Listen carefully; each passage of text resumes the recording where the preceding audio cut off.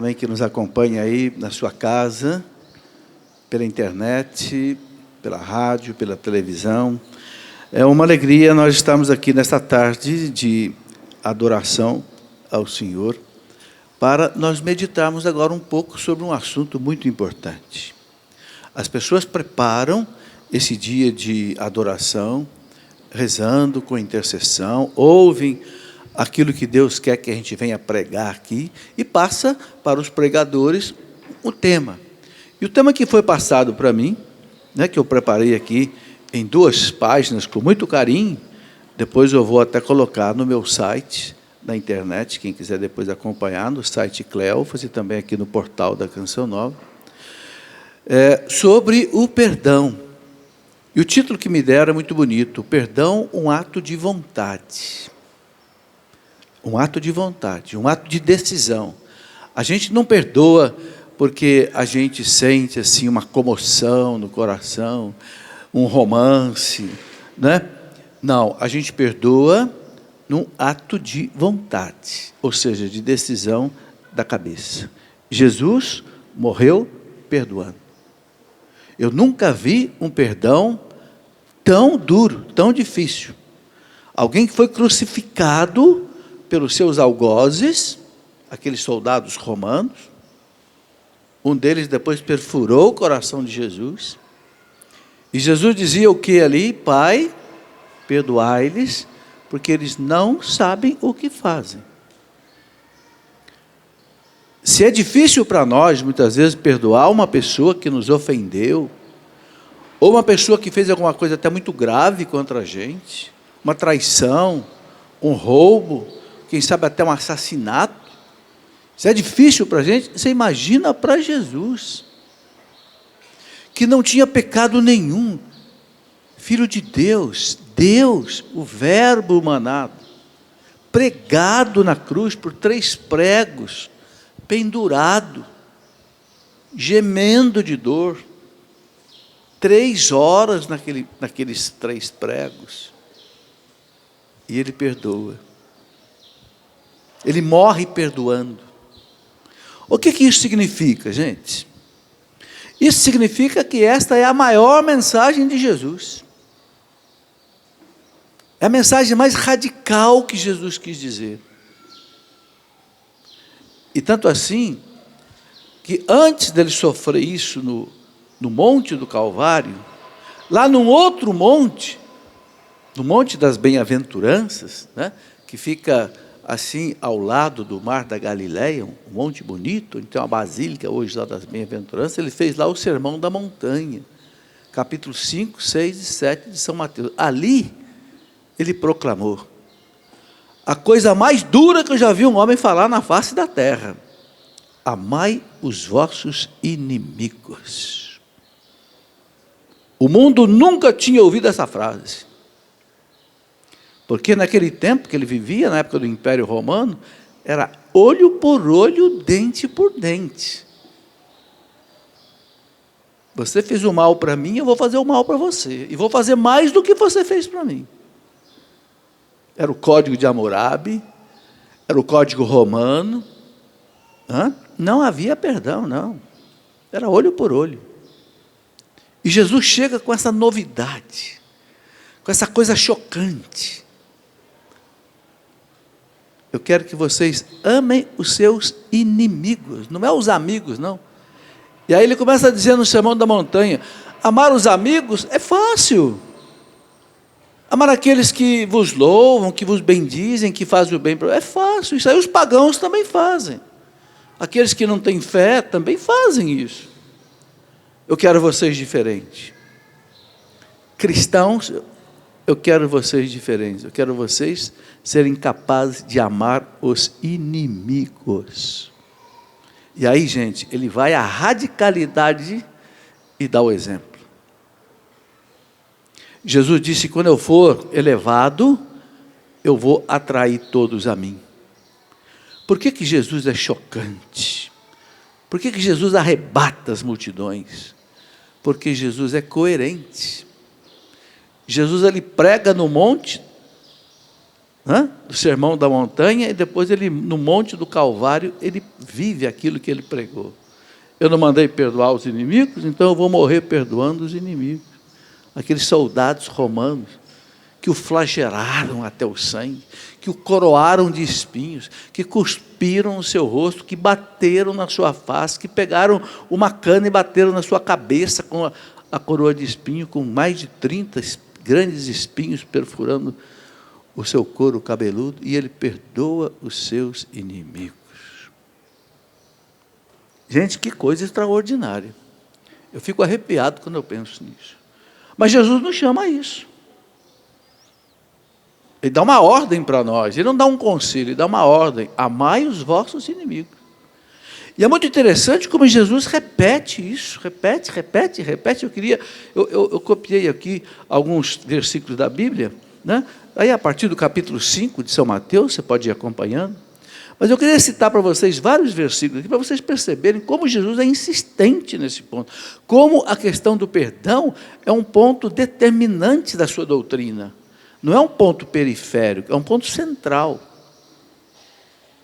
Por que Jesus faz isso? Porque você não consegue vencer o mal com o mal. Será que você consegue apagar a gasolina, apagar um fogo jogando gasolina em cima? Não. Você joga água em cima do fogo. E quando a água luta com o fogo, quem é que vence a luta? É o fogo ou é a água? É a água. É o bombeiro que vence. Se não acabar a água, o bombeiro vence. A água vence o fogo. Não adianta você querer apagar fogo jogando gasolina. É por isso. Jesus quer apagar o fogo desse mundo. Que fogo? O fogo do ódio entre os irmãos. Gente, nós estamos vendo, por exemplo, agora na campanha eleitoral aí para presidente da República, né? Quanto ódio sendo destilado na televisão, no WhatsApp, né? Quanto ódio. Gente jogando gente contra gente. Para com isso. Isso não é Cristo, isso não é lei cristã. A lei cristã é a lei do amor, do respeito.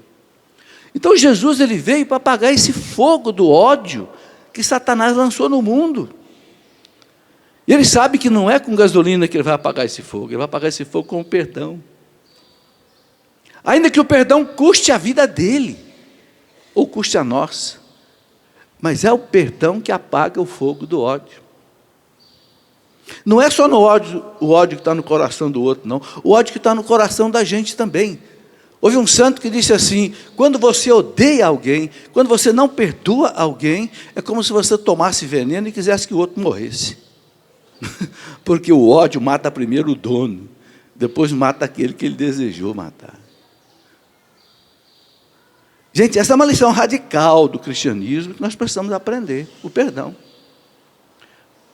É um ato de vontade, não é um ato de romântico do coração, não. É um ato de decisão.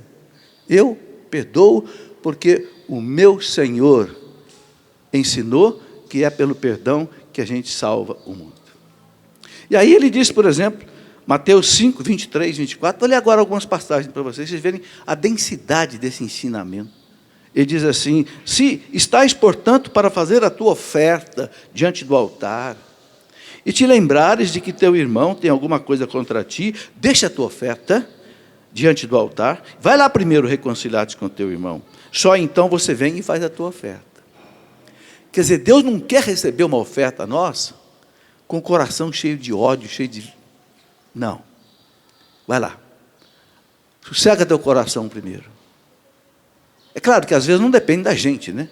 Às vezes não é a gente que odeia a pessoa, às vezes é outra pessoa que odeia. Aí não tem jeito de a gente fazer nada. Mas se o ódio, o perdão negado está em mim, eu tenho que dar o perdão. Depois eu vou fazer a oferta no altar. É o que o Senhor diz. Às vezes é claro, às vezes não depende da gente. Mas quando depende da gente, a gente tem que fazer isso. Em outro lugar ele diz aqui, não é? É interessante que Jesus diz assim, que a perfeição cristã está no perdão. Quer ver essa passagem aqui? Ele diz assim, depois que ele manda perdoar, ele diz assim, Mateus 5, 45. Deste modo, sereis os filhos de vosso Pai do céu, pois Ele faz nascer o sol tanto sobre os maus como sobre os bons, e faz chover sobre os justos e sobre os injustos. Olha o que Jesus disse: eu quero que vocês sejam perfeitos como o Pai do céu é perfeito. E como é que o Pai do céu é perfeito? O Pai do céu é perfeito assim. Ele não manda a chuva só para o pessoal da Canção Nova, não. Ele manda o chuva, quando manda para todo mundo. Para os maus também. Essa é a pedagogia de Deus. Mas por que, Senhor, que o Senhor manda a chuva para o mal? O Senhor devia mandar a chuva só para aquele que é bom, aquele que lhe agrada, aquele que louva. Mas por que Deus manda a chuva para o mal? Para o mal perceber que ele é bom. E o mal começa a querer também ser bom. É a pedagogia de Deus. Deus paga o mal como bem, porque quando o mal olha para alguma coisa que é bem, ele começa a sentir gosto de ser bom. Então ele começa a abandonar o mal. Não é bonito isso? Teve um homem, gente, famoso na história da humanidade, chamado o Mahatma Gandhi. Quem foi o Mahatma Gandhi? O Mahatma Gandhi foi um hindu, não era católico, não era cristão, era um hindu que viveu na Índia e que ele foi fazer direito, se tornou advogado em Londres, na Inglaterra. E lá ele conheceu o cristianismo, ele conheceu o Sermão da Montanha, e ele ficou apaixonado pelo cristianismo, pelo Sermão da Montanha. Mas, infelizmente, o Gandhi disse assim: eu não posso me tornar cristão, porque os cristãos são incoerentes, porque os ingleses cristãos saem daqui e vão lá explorar a Índia, e fazer uma exploração. A Índia era colônia da Inglaterra, e era uma exploração econômica, uma exploração terrível. O Gandhi dizia: não posso entender. O Cristo ensina as bem-aventuranças do amor, e eu encontro um povo que se diz cristãos e que faz o contrário, então eu prefiro ficar hindu. E morreu hindu, não se converteu, não foi batizado, mas ele amava o Cristo. É só ler as obras do Gandhi. E ele aprendeu com o Sermão da Montanha o que ele chamava de não violência. A não violência. E ele, usando a filosofia da não violência, ele libertou a Índia da colonização inglesa. Por exemplo, uma coisa que eu me lembro que o Gandhi fez: os ingleses faziam os hindus retirarem sal do mar, e depois os ingleses cobravam uma taxa pesadíssima. Então Gandhi disse assim: a partir de hoje, ninguém mais compra sal dos ingleses. É a chamada desobediência civil. E é justo nessa hora. A partir de hoje, cada hindu vai tirar o sal lá do mar e vai usar o seu sal e não vai comprar sal dos ingleses. O que aconteceu? Quebrou a companhia inglesa de sal. Mas ele não usou a violência.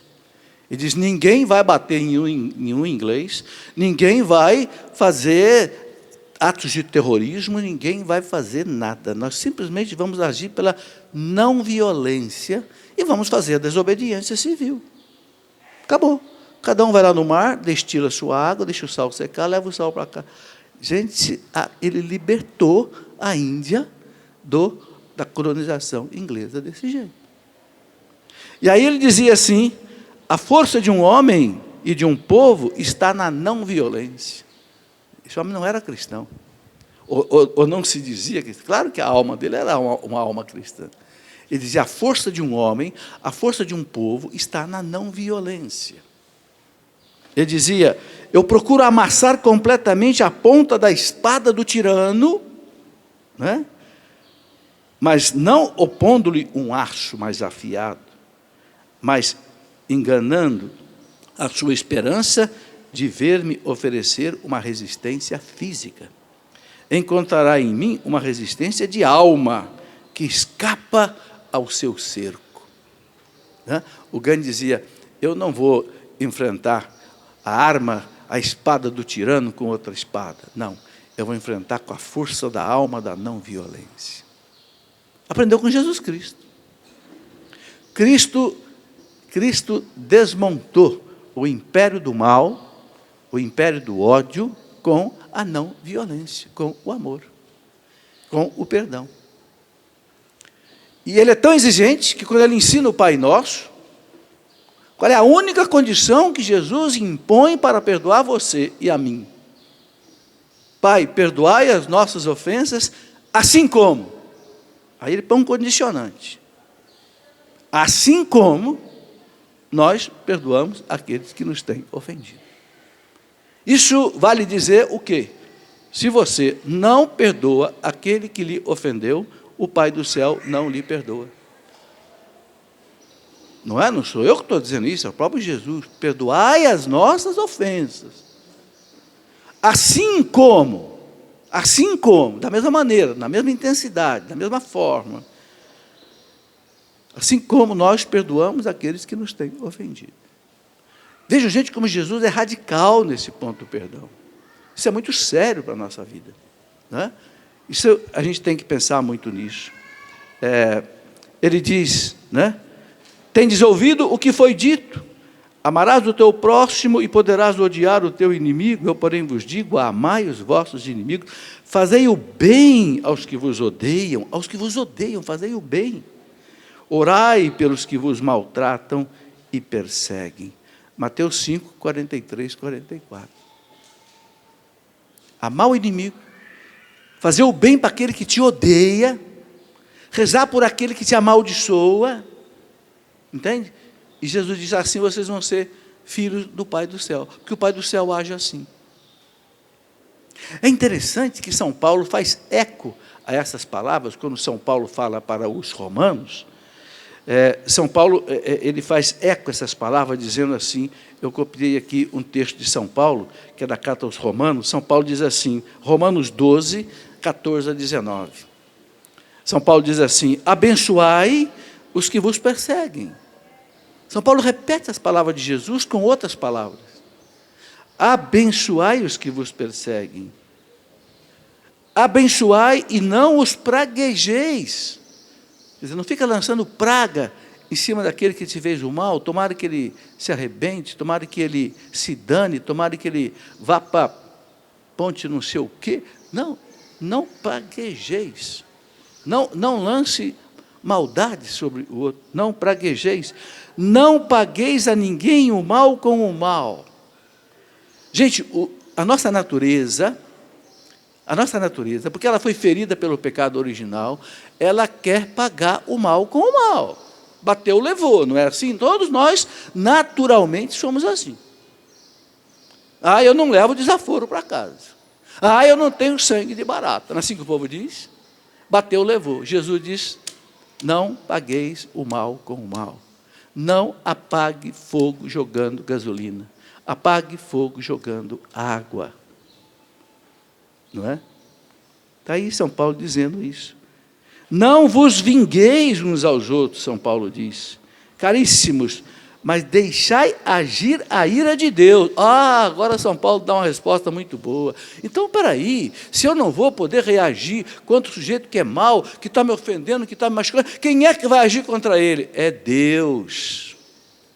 São Paulo diz, olha aqui, Romanos 12, 14, deixai agir a ira de Deus. Essa ira de Deus, gente, na Bíblia quer dizer o quê? Justiça de Deus. Não é ira no sentido de ódio, é a justiça de Deus. Deus está vendo que você está sendo injustiçado. Deus está vendo que você está sendo judiado. Se você tem a coragem de não fazer justiça com as próprias mãos, Deus vai fazer justiça no teu lugar. Não é da sua conta. Não queira saber o que Deus vai fazer. Deixa com Ele. Porque Deus governa tudo. Tudo está sob o poder de Deus. Nada escapa. Jesus disse que nem um fiozinho de cabelo cai da nossa cabeça sem que Ele saiba. Nem um fio de cabelo. Imagine a tua honra, a tua paz, que foi magoada, ferida pela ofensa de alguém. Não, Ele está vendo. Ele sabe. E o que Ele permite porque Ele tem um desígnio também para nós. Muitas vezes uma ofensa que a gente recebe é para nós uma porta aberta para a conversão. Deus sabe o que Ele permite que a gente passe. São Paulo diz aqui, deixai agir a ira, a justiça de Deus. Porque está escrito, São Paulo diz, a mim a vingança, a mim exercer a justiça, diz o Senhor. É uma citação que São Paulo puxa lá do Deuteronômio 32, 35. São Paulo busca lá do Deuteronômio essa expressão, a mim a vingança, a mim exercer a justiça. Porque eu digo que a vingança aí é um sinônimo de justiça, né? Diz o Senhor. Então, gente, deixe para Deus fazer justiça. Você foi humilhado, você foi ofendido, você foi traída,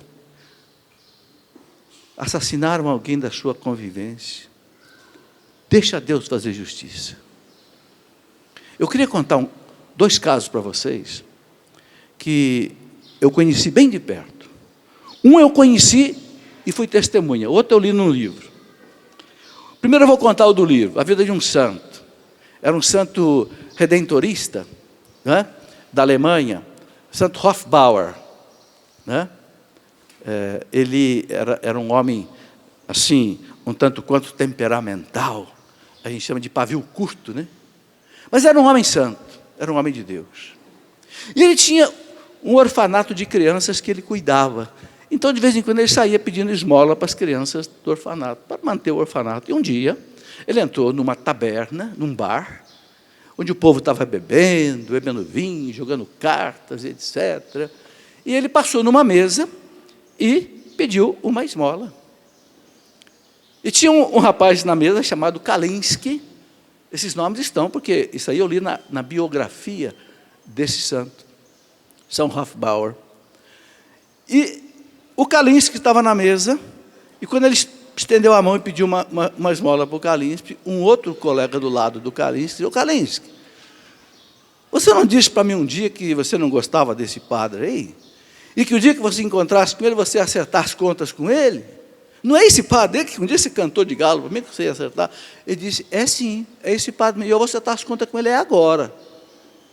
Passou a mão no copo de vinho, encheu a boca e despejou na cara do padre, do São Hofbauer. E o povo esperando o tempo ferver, né? O tempo fechar e a briga começar. Ele não. Ele enfiou a mão no bolso da batina, tirou o lenço, enxugou o rosto, e o povo esperando.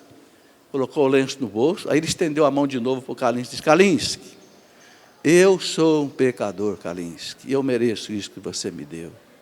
Mas meus meninos não merecem, Kalinski, dá uma esmolinha para eles." "Por favor, Kalinski, o que eu mereço, você já me deu, eu te agradeço. Eu sou um pecador, Deus tem que ferir esse pecador aqui mesmo. Mas meus meninos são inocentes, Kalinski, dá um troco aí para ele." Gente, ele quebrou o Kalinski no meio. Ele quebrou o Kalinski no meio. Ele foi embora. Quando chegou a noite, o Kalinski bateu na janela do quarto dele, com um saquinho de moedas, de dinheiro, e disse: "Padre, não consigo dormir, está aqui a minha esmola para os seus meninos." E o Kalinski passou a ser um dos maiores colaboradores do São Hofbauer. Está na história dele, está na biografia dele. Vocês estão vendo? São Paulo usa uma expressão extraordinária na carta aos Romanos, capítulo 12. São Paulo diz assim, que quando você consegue, na força da graça, perdoar, porque ninguém consegue na força da natureza. Ninguém de nós, pela natureza, perdoa. A gente perdoa pela graça de Deus. Santo Agostinho diz assim: aquilo que é impossível à natureza é possível à graça de Deus. Um homem só faz um gesto desse de perdão porque ele está movido pela graça de Deus. Ele está tomado pela graça de Deus.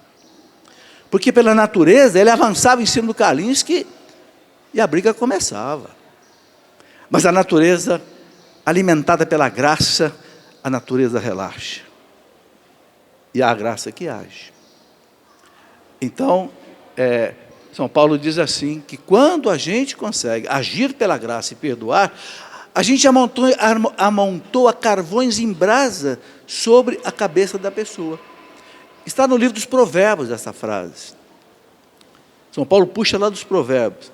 Quando você perdoa alguém que te magoou muito, você amontoa carvões em brasa sobre a cabeça da pessoa. O que quer dizer isso? Quer dizer o seguinte: você amolece o coração da pessoa, você converte a pessoa. É o que o padre Hofbauer fez com o Kalinski. Ele amontou carvões em brasa sobre a cabeça do Kalinski. O Kalinski não conseguiu dormir naquela noite. E foi lá com o dinheiro que ele tinha, levou para o padre, se converteu. Entenderam? Eu queria contar uma outra história para vocês. Essa história eu assisti. Foi aqui na minha cidade de Lorena, no ano de 1985. Está fazendo aí o quê? 30 anos, mais ou menos, né? Uma senhora que morava, os filhos dela, ainda encontro com os filhos dela, de vez em quando, ali na missa, né? O Antônio e outros. Essa mulher chamava-se Dona Ana Maria. Ela morava lá no bairro chamado Santo Antônio, em Lorena. Ela tinha uma padaria na esquina e morava no apartamento em cima da padaria. Ela tinha vários filhos. Numa noite, um rapaz entrou no apartamento, de madrugada, assaltou o apartamento e assassinou um filho dela, de 18 anos de idade, que acordou com aquele barulho todo, tal, e foi assassinado pelo ladrão, num latrocínio, dentro da casa dela. Eu fui à missa de corpo presente desse rapaz, porque essa senhora frequentava nossos grupos de oração e etc. E essa senhora, diante do filho morto, ela disse assim, muitas pessoas aqui da minha cidade são testemunhas disso. Ela disse, diante de Deus, eu perdoo o assassino do meu filho. Eu não tenho ódio contra ele, não tenho raiva contra ele, eu o perdoo e não quero que ninguém aqui odeie o assassino e queira fazer justiça com as suas mãos, eu o perdoo. E você sabe o que essa mulher fez, gente? O assassino do filho foi condenado na penitenciária de São Paulo, foi preso. Sabe o que essa mulher fazia? Essa mulher pegava a sua Bíblia, pegava o ônibus para São Paulo, o pássaro, o cometa, ia até a penitenciária falar de Deus para o assassino do filho dela. Isso passou num dos programas do Fantástico da Rede Globo, em 1985. Eu tenho até a data marcada aqui. A data, se alguém um dia quiser conferir, né? A data...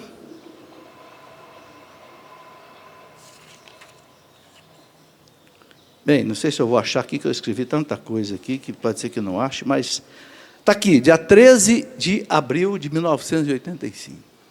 Um programa do Fantástico entrevistou essa mulher do lado do assassino dela, dentro da penitenciária, e o rapaz chorando do lado dela. E disse, dona Ana Maria, que pena que eu não conheci Jesus antes, senão eu não teria matado o seu filho. Estão vendo?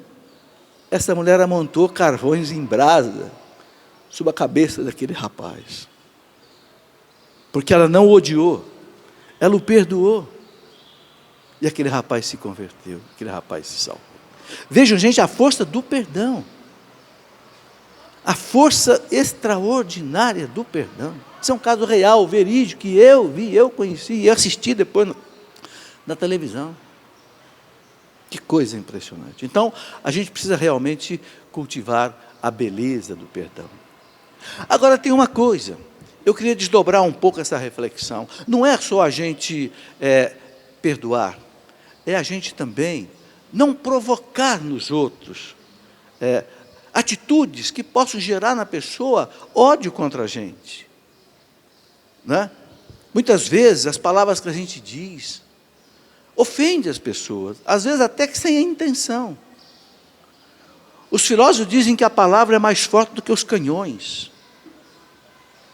Tem um provérbio na Bíblia que diz assim, 3 coisas são irrecuperáveis, 3 coisas não voltam atrás. É a pedra jogada, a flecha atirada e a palavra dita. Não volta. Não tem volta. Então tem que tomar cuidado com as fofocas, com as maledicências. O que quer dizer maledicência? É dizer coisas más dos outros. E o que faz a nossa língua, muitas vezes, dizer maledicência? Muitas vezes é a inveja que a gente tem dos outros. É o ciúme que a gente tem. É a dor de cotovelo. Entende? E aí você desperta no outro ódio, raiva, ciúme, inveja, maledicência. Então, a gente tem que tomar muito cuidado com as palavras. São Tiago diz assim, o homem perfeito é aquele que não peca com a língua. Porque ele fala, a língua é terrível. É como um palitinho de fósforo, que só um palitinho pode botar fogo numa floresta inteira, Santiago diz.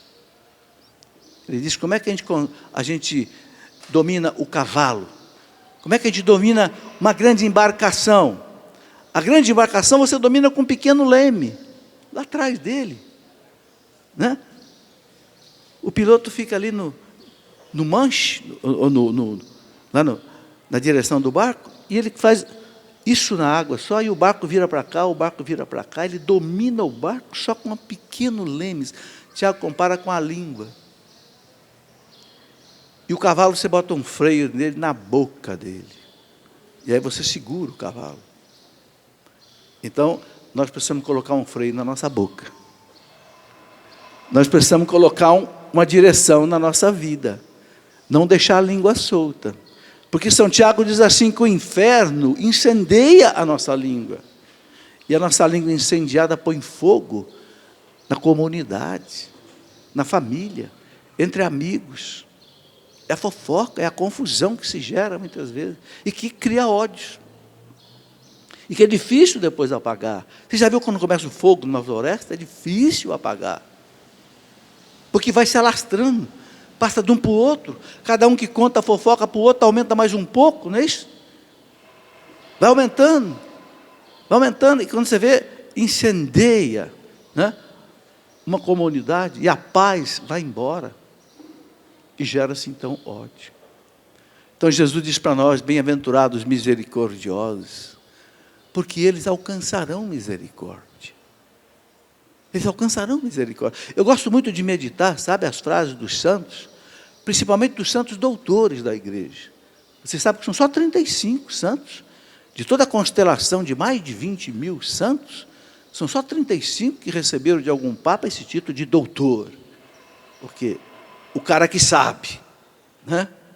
O que domina profundamente a doutrina. Não que os outros santos não sejam sábios, são, mas alguns se destacaram no ensino da doutrina. Então, os papas chamaram de doutores. É um São Tomás de Aquino, um Santo Agostinho, uma Santa Teresa d'Ávila, um São João da Cruz, né? Esses gigantes todos.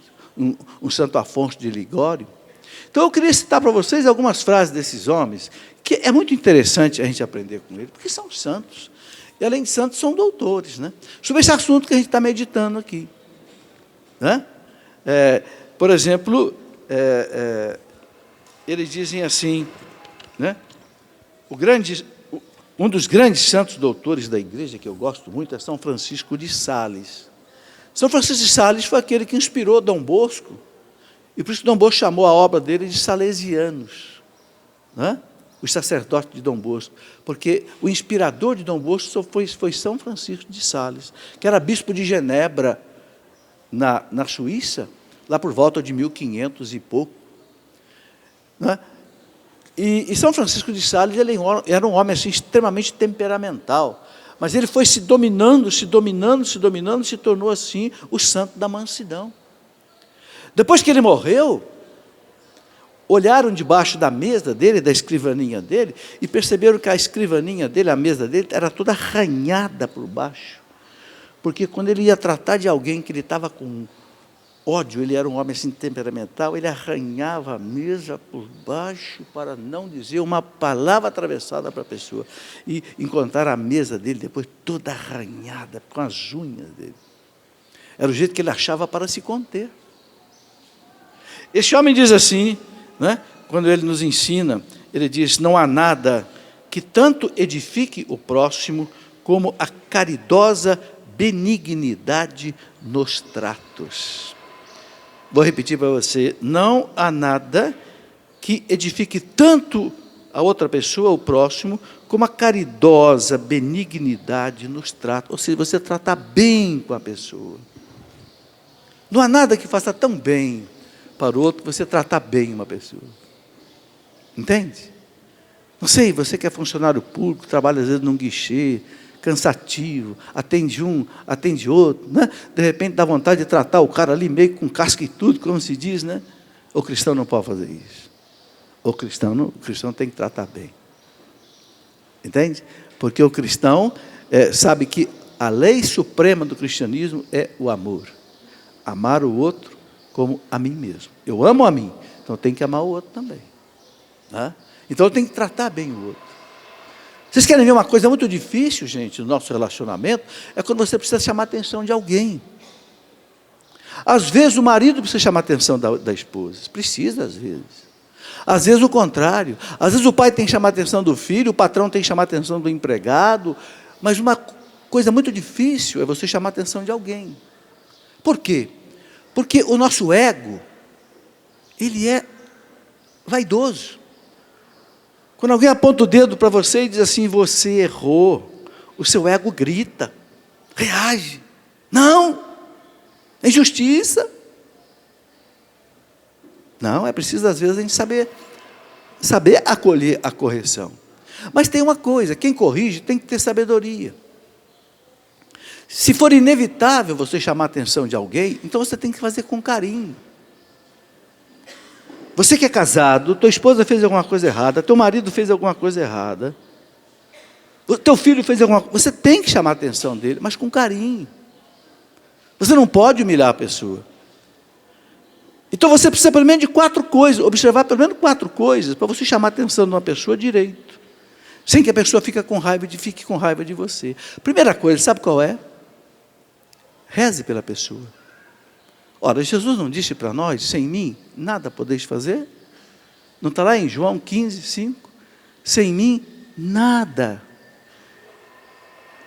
Jesus é muito claro, nada. Não faça nada sem pedir a minha ajuda, sem rezar, que você vai fazer errado.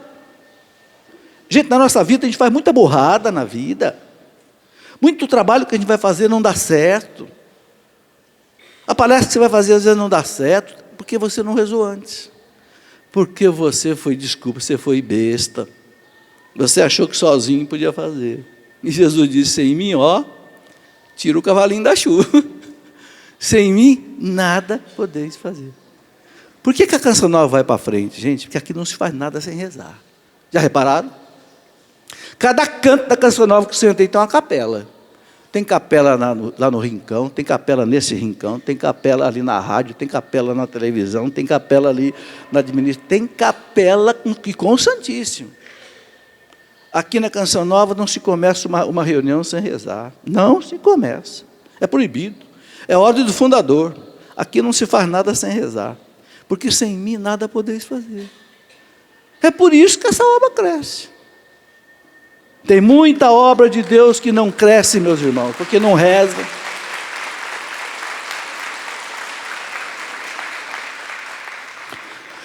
Tem muita gente que reúne, faz plano, e mais plano, e mais plano, e mais plano, e o plano não sai do papel. E gasta tempo, e gasta dinheiro, e cadê a evangelização? Parece que não tem fruto. Por quê? Me desculpe, que nós somos bestas, nós somos arrogantes, nós somos prepotentes. A obra é de Deus e eu quero fazer com a minha força a obra de Deus. Não vai fazer nunca. Essa obra de Deus é Ele que tem que fazer, pela graça. Vocês entenderam? O maior interessado na felicidade de um casal é Deus. Então você tem que rezar. Senhor, eu preciso tocar o coração da minha mulher, mas eu não consigo. Ela precisa mudar, ele precisa mudar. Jesus, eu vou falar com ela, mas vai na minha frente. Nossa Senhora, vai na minha frente. Prepara o coração dele, toca o coração dele, e prepara o meu coração, a minha mente, as minhas palavras, para eu dizer as palavras que eu tenho que dizer. Estão entendendo? Então, para chamar a atenção de alguém direito, primeiro você precisa rezar. Segundo, escolha a hora certa. Não é qualquer hora que você vai chamar a atenção do seu marido, não. Seu marido chegou do trabalho, cansado, preocupado. Você chega na porta e já começa a reclamar para ele, e volta embora. Você está querendo perder seu marido? Você está querendo perder sua esposa? Ela chega cansada da luta e tal. Ou então você chegou em casa, você já chega... Não, calma. Vamos nos abraçar, vamos nos beijar. Vamos ver depois, na hora certa, a hora que a gente vai conversar. A hora que ele estiver calmo, a hora que ela estiver calma, aí você vai conversar. Eu trabalhei muitos anos com noivos, cursos de noivos, e eu tinha um amigo que dizia assim, eu tinha combinado com a minha esposa a hora da briga. A hora da briga era 11 horas da noite. Por quê? Porque quando a gente brigava durante o dia, não está na hora da briga, é 11 horas da noite. Quando chegava 11 horas da noite, a gente já relaxou, não está mais com raiva, aí a briga era diferente. Não tinha mais briga, era diálogo. Briga é uma coisa, diálogo é outra. O casal não tem que brigar, que discutir, o casal tem que dialogar.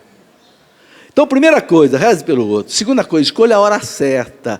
Terceira coisa, nunca você vai chamar a atenção do outro na frente de alguém. E esse é um erro que nós cometemos demais. Você que é mãe, chama a atenção do seu filho na frente do outro filho. E o filho que você chamou a atenção dele fica com raiva de você. Por quê? Porque ele ficou humilhado por causa do outro. Daqui a pouco tu fala para ele, aí bonitão, a mamãe pegou no seu pé, né? Nunca chama a atenção do seu filho na frente de um outro filho. Nunca chama a atenção do seu filho na frente da namorada, que eu já vi isso, viu? Teu filho fica com ódio de você, porque ele fica humilhado. Esse pai não me respeita, chama a minha atenção na frente do meu amigo, da minha namorada, esse pai não me respeita. Então, quando você for chamar a atenção do seu filho, leva ele lá para o quarto, fecha a porta, não deixa nem a mãe entrar, ou não deixa nem o pai entrar, você e ele. Aí você chama a atenção dele. Só de você ter dado a ele esse respeito, essa privacidade, teu filho vai dizer, meu pai é meu amigo. Gente, vocês sabem que a mãe igreja, se o sacerdote contar o seu pecado, que ele ouviu na confissão, para uma outra pessoa, a igreja aplica a esse sacerdote a pena mais pesada que existe no Código de Direito Canônico da igreja, que é a pena de excomunhão. O padre é expulso da igreja. Ele não é simplesmente suspenso ad divinis, ou seja, não pode ministrar o sacramento. Não, ele é colocado para fora da igreja. É como se o batismo dele fosse cancelado. Porque ele revelou um pecado seu para alguém. Olha o respeito que a mãe igreja tem conosco. Por isso que qualquer um de nós pode confessar absolutamente tranquilo que o padre não vai contar para ninguém. Porque ele sabe que se ele contar, ele está lascado. Ele está danado. Ele experimenta a danação, a perdição. Vai ser colocado para fora da igreja. Eu não conheço nenhum padre na minha vida que passou por essa pena canônica. Não conheço. Não sei se vocês conhecem. Veja como a mãe igreja nos dá essa privacidade, e a gente não dá. A gente conta o pecado dos outros para os outros, para outros. A gente sai fofocando. Não, vamos aprender com a igreja. Morre aqui comigo, que eu ouvi o erro do meu irmão. Morre aqui comigo. Entenderam? Então, primeiro, vamos rezar pela pessoa. Segundo, vamos escolher o lugar certo. Terceiro, vamos escolher um ambiente de privacidade. E tem mais uma quarta coisa. Vamos conversar com amor, lá no quarto, você e ele. Lá no escritório, você e ela. Vamos conversar com amor. E sabe como é que é conversar com amor? Antes de você apontar um defeito, você aponte uma qualidade da pessoa. Ah, mas isso aí é fingimento. Não é fingimento. Todo mundo tem qualidade. Todo mundo tem qualidade. É que nós estamos acostumados primeiro a ver os defeitos das pessoas. E vocês querem ver como é que nós estamos acostumados a ver mais o defeito da pessoa do que a qualidade? Como é que a gente põe um apelido no outro? É em cima de uma qualidade? Não, é em cima de um defeito. Se tem boca grande, ô jacaré. Se tem orelha grande, ô jumbo. Se tem olho grande, ô coruja. Não é assim? Nós somos maldosos. Nós merecemos uma chicotada, gente. Porque a gente olha nos outros o defeito. Eu nunca vi ninguém olhar para uma pessoa e botar um apelido assim, ô beleza, ou santidade, ou maravilha, ou coisa linda. Não, é jacaré, jumbo, cobra, barrigudo, careca, pançudo e por aí afora. Ah, gente, nós somos maus. Então, antes de você apontar um defeito da pessoa que você precisa corrigir, aponte uma qualidade. É que nem um médico. O médico não corta o sujeito sem anestesiar, não. Primeiro anestesia. Não é? Operar um sujeito sem anestesiar dói muito. Não pode. Então, quando você levanta uma qualidade da pessoa, você anestesia o ego dele. Ô, João, você é um marido maravilhoso, homem, mas você você está estragando a sua beleza, rapaz. Você é um homem, é um bom pai, é um bom marido, um trabalhador exímio. Mas peraí, pronto, João, ó, o ego dele anestesiou. Aí você pode cortar agora. Mas tem uma coisa, João, você está fazendo um troço que está estragando a sua beleza, cara. Esse negócio que você está fazendo aí, aquela 51 ali que você não larga no bar ali, está acabando, entendeu? Está diminuindo o seu currículo, cara. Para com isso. Vocês entenderam, gente? A psicologia nos ensina isso, o amor de Deus nos ensina isso. Isso evita que haja ódios. Não é a gente só perdoar a pessoa que nos ofendeu, é também a gente não deixar acontecer ocasiões de ódio contra a gente, não humilhando as pessoas para que as pessoas humilhadas não se voltem contra a gente. Entenderam? Deus seja louvado.